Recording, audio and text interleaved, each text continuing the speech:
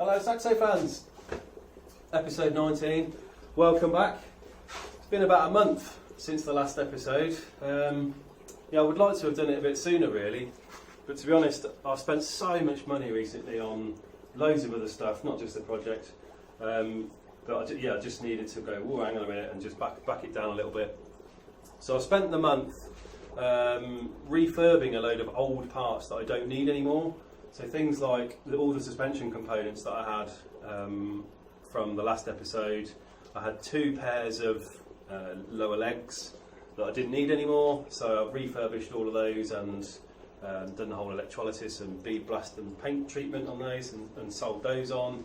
The gas coilovers, which are here, they were looking in a pretty bad way. I tried to sell them as they were, but they were so rusty and horrible that they just look nasty, and why would you want to buy them? So I just stripped them down, give them a complete refurb, and they look the part now. So hopefully I can sell them on. So they're currently online. So if you need a set of gas height adjustable coilovers, these are available.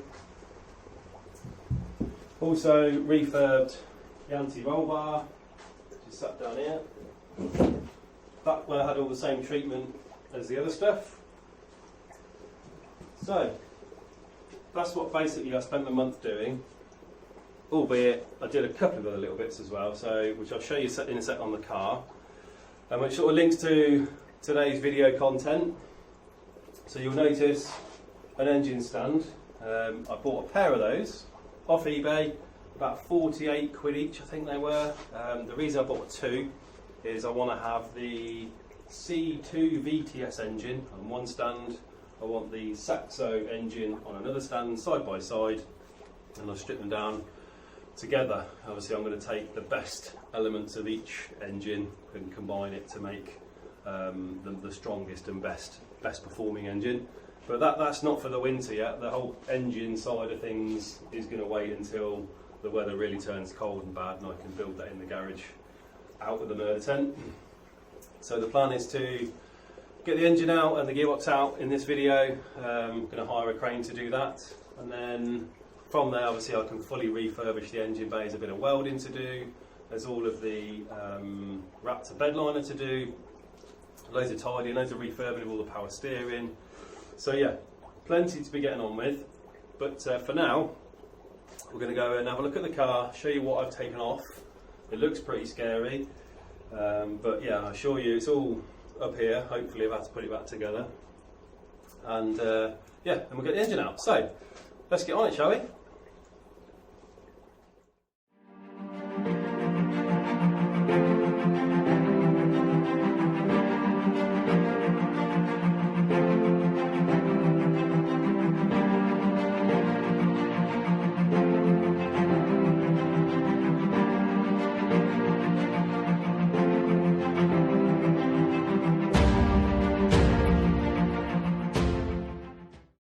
Okay, so here we are. Like I say, it looks scary, but yeah, it's under control, I think. So starting from the left hand side, so obviously taken the purge can out, which usually sits inside the inner wing, which is what this hose would normally go to. Probably not going to reinstate the purge can either.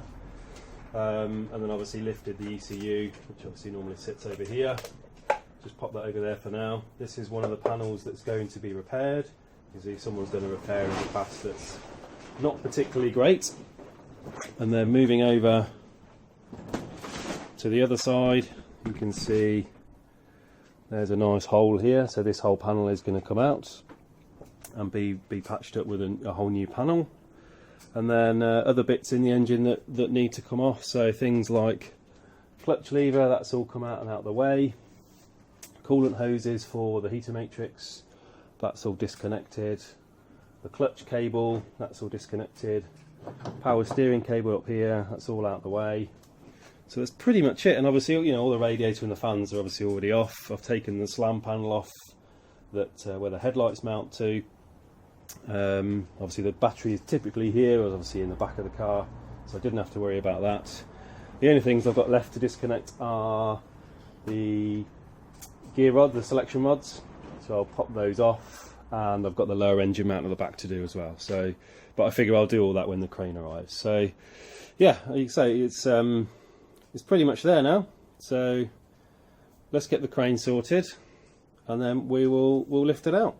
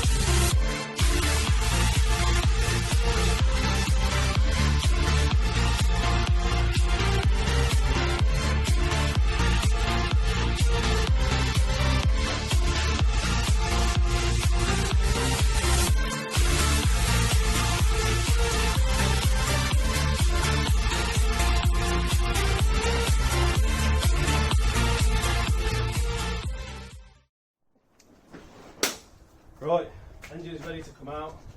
Disconnected the last few bits, which was throttle cable and the rear mount, so the engine is now wobbly and the gear linkage is off as well. So it's probably been about 15 years since I took an engine out of anything, so I'm sure there's a few little bits in there that I've probably forgotten, but yeah, and I'm sure there's some of you going, "Whoa, what's he doing? Don't do it like that." But anyway, I'm going to do it the best way I know how. So let's take it out.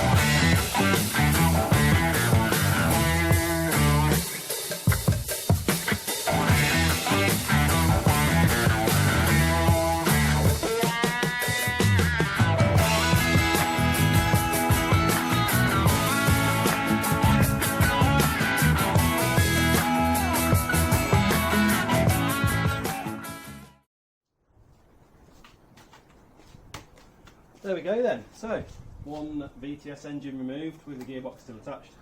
I was thinking as I was doing it, I probably should have taken the gearbox off in the car, would have made it a bit easier, but yeah, I decided to stick with it. Had to take the power steering pump and the bracket out of the way to make it a little bit easier. I think I remembered everything to take off. There was nothing that I'd forgotten apart from the fuel cut-off switch in the engine bay. That was still clamped up, so I had to take that off.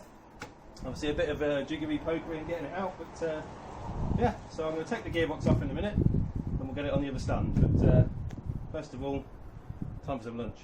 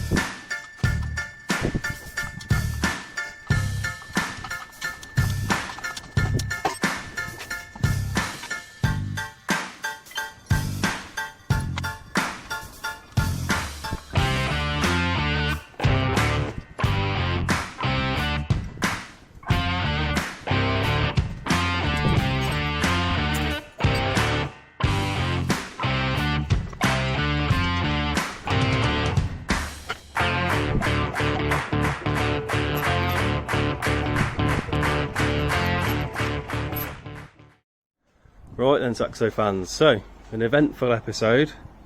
Got the Saxo engine on the stand, got the C2 VTS engine on the stand, and of course an empty engine bay. Well, I say empty, still lots of stuff to remove, but we'll get to that.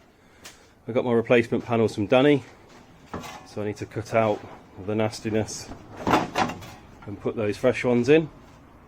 Do that both sides. Interestingly, so I put a load of tiger seal in the mount. Yeah, anyway, I'll get that out. But other than that, it all looks pretty good. Nothing scary. Obviously just needs a really good clean, good strip back, and yeah, it'll get all the usual treatment. So yeah, that's it. Anyway, on to the next thing. Right, next thing to do is to start clearing the engine bay. I'm going to do most of that in the next episode, but I did want to get the power steering rack out because that's probably going to be the first thing that I refurbish. So I've already undone the steering column bolt underneath inside the dash, and there's a little metal retaining clip as well which needs to take out, so that's already loose. So I just need to undo the 3 mounting bolts and try and wiggle it out somehow. So let's get on with that now.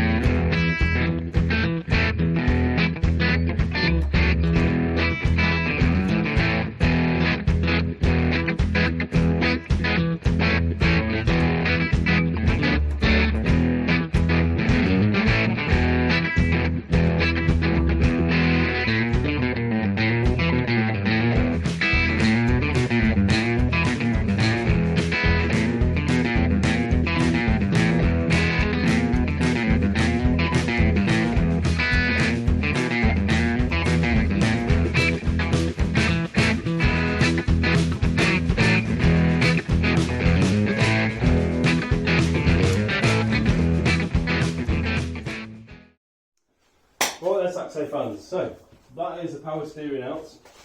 I'm going to leave the engine bay prep for another episode because that's a significant chunk of work that obviously I want to feature in its own right. But I thought before we end the video, just want to talk to you about what I'm going to do with both engines and why I bought both engines. I know I've sort of touched on it briefly in the past, but the best way to do is probably go through the desired spec of the engines. Now I've got a bit of a sort of a dream list in my mind, which I've written down on my laptop here.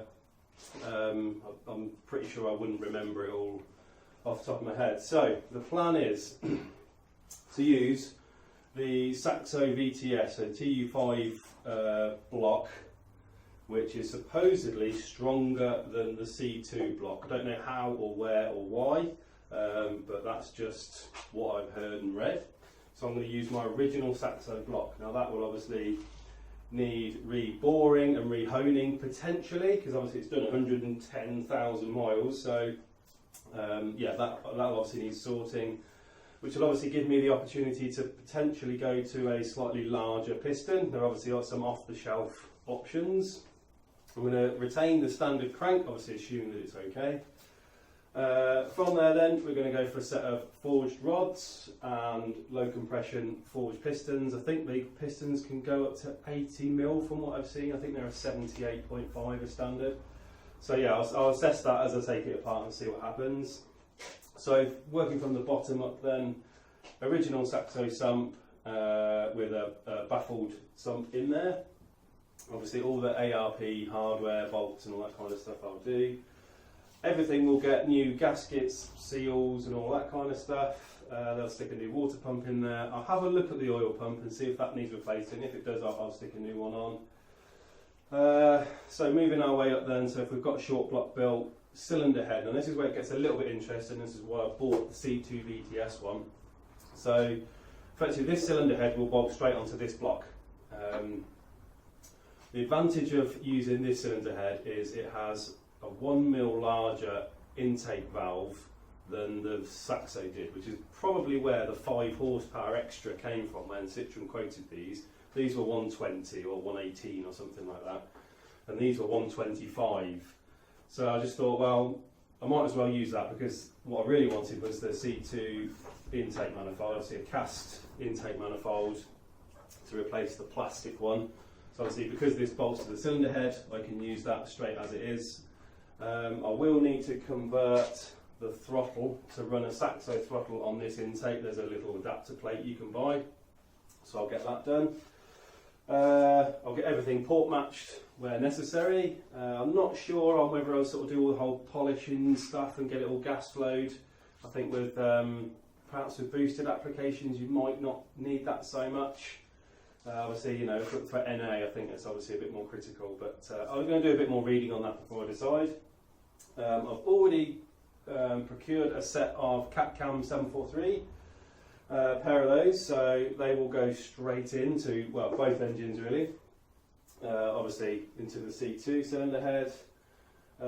Exhaust manifold, so this has already got a stainless 4:2:1 unit on it. However, I think it's like an eBay special cheap unit, because yeah, it fits okay obviously, you know, and it worked, but it runs very, very low underneath, and you can see that because the car's been running quite low before on the old coilovers, it's effectively scraped and flattened the bottom of that off. So the only other thing I need to consider is obviously my supercharger will sit about here, and this branch, the first branch of the exhaust, might be in the way. So I need to obviously figure that out. I've already got the bracket for the supercharger, I've already got the belt for it and all that kind of stuff, so I could potentially make something up to do a bit of a trial fit before I actually buy the supercharger. On the note of that, I'm going to go for a Roadtrex unit, a C3094. I think that's the biggest C30 they do. I think I ran a C3074 on my old setup. That was great fun, a little bit limited, but you know, an excellent unit. So I just thought, with this, why not go bigger and better? And we can always restrict it if it's too big. With that, obviously, comes all of the oil cooling side. So I'll need to run an oil cooler from the Roadtrex. So obviously mount that somewhere on the front of the car. The sandwich plate on the front here for the oil cooling.